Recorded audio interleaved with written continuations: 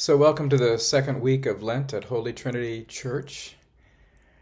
And we go through the season of Lent really to realign ourselves with God and with others in the ways that may be needed in our lives.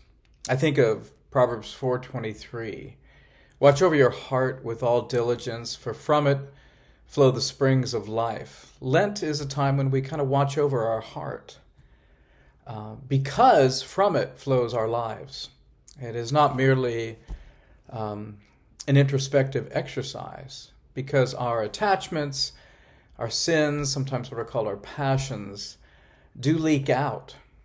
And so in this Lenten series, we're kind of looking at some of the cardinal or capital sins, named such because they often lead to other ones that leak out of us.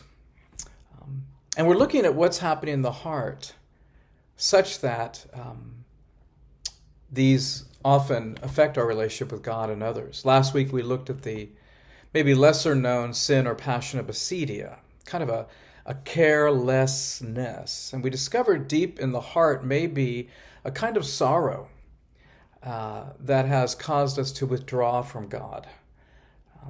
This next Sunday we're going to be looking at the passion of vainglory. And here in Vainglory, or with Vainglory, often what is happening deep in our hearts is a sense of nothingness, of inferiority,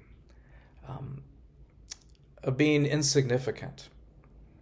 And so vainglory, which is a cousin of pride, is manifest in trying to get a leg up on others. It's manifest in always comparing ourselves to others, desiring to outdo others. It puts us in opposition to others. It's like the sin of pride, also one that seeks to be independent of God. So just as we prepare for this Sunday, I invite you to grab a cup of coffee or tea before we meet Sunday afternoon, and maybe to begin by just taking 5 minutes to meditate on Psalm 131. In which our lives are pictured as ones in which we are weaned children with our mothers. In this case, the mother is God. Really just opening up to our joyful dependence on Him, maybe recalling a time when you felt that, or where you feel that, this kind of connection and intimacy with God. So maybe that for the first 5 minutes. And then maybe for the next 10 minutes, just talk with God about what you do with feelings of insignificance or nothingness or shame. How in your history do you cope with those? How do you compensate for those? Because it's often these that give rise to a kind of pride or vainglory that does leak out in ways that, of course, we wouldn't want it to.